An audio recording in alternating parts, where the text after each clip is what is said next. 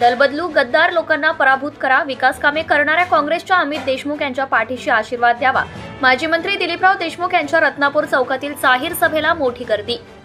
लातूर शहराचे जुने नाव रत्नापूर हे शहराचे हृदय असून 1980 पासून या भागातून लोकनेते विलासराव देशमुख साहेब यांना आशीर्वाद आपण दिलेला आहे। या भागातून विकासाची सुरुवात झाली।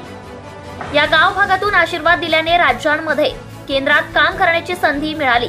लोकनेते विलासराव देशमुख साहेब यांचे राहिलेले कार्य पुढे घेऊन जाण्यासाठी राज्याचे नेते आपले लोकप्रिय आमदार अमित देशमुख यांना पुन्हा आशीर्वाद द्यावा असे सांगून राज्यात सत्तेवर असलेल्या महायुती सरकारने राज्याचे वाटोळे करणाऱ्या व राज्यात जाती जातीत भांडणे लावणाऱ्या सरकारला सत्तेवरून पायउतार करा, सर्व धर्म समभाव असलेल्या काँग्रेसच्या पाठीशी खंबीरपणे उभे राहून अमित भैया यांना आशीर्वाद द्यावेत असे आवाहन राज्याचे माजी मंत्री सहकार महर्षी दिलीपराव देशमुख यांनी केले।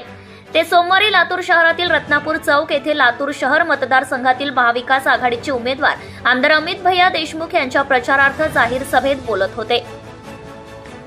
यावेळी व्यासपीठावर काँग्रेसचे प्रदेश सरचिटणीस मोईसभाई शेख, मीनाताई सूर्यवंशी, काँग्रेसच्या अल्पसंख्याक सेलचे जिल्हाध्यक्ष ॲडव्होकेट फारुख शेख, महिला काँग्रेसच्या जिल्हाध्यक्ष शिलाताई पाटील, रणधीर तोडकर, महेश कोळे, अभिषेक पतंगे, कुमार पारशेट्टी, अशोक सूर्यवंशी, चांद पाशा इनामदार, अशोक सूर्यवंशी, डॉक्टर आनंद पवार, शहाजी चव्हाण, संतोष चव्हाण, सौ विद्या सागावे, परवीन शेख, सौ सरोजा बिराजदार, हरिराम कुलकर्णी, ॲडव्होकेट देवीदास बोरुळे, शेख गौस, ॲडव्होकेट विक्रम कदम, मेहबूब भोयरेकर, शिवाजी सूर्यवंशी, शकील इनामदार, सय्यद नजीर, मुसा मिस्त्री, रामदास पवार, बक्षुभाई शेख आदी मान्यवर उपस्थित होते।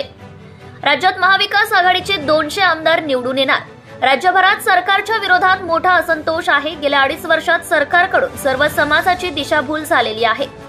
शेतकऱ्यांना अनुदान नाही, पीक विमा नाही, प्रत्येकालाच आरक्षण देतो असे सांगितले जाते, मात्र पदरात काहीच पडलेले नाही। त्यामुळे येणाऱ्या निवडणुकीत महाविकास आघाडीचे सरकार सत्तेवर येणार आहे। त्यामध्ये आपल्या मतदारसंघाचे आमदार हे राज्याच्या मंत्रिमंडळात दिसतील। त्यामुळे आपण कुठेही अफवांवर विश्वास न ठेवता आपण आशीर्वाद तर देणारच आहेतच, परंतु 2 हाताने आशीर्वाद द्यावे असे अमित देशमुख व धीरज देशमुख यांना प्रचंड बहुमताने विजयी करा।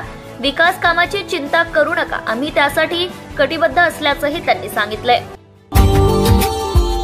Subscribe now and press the bell icon. Never miss an update.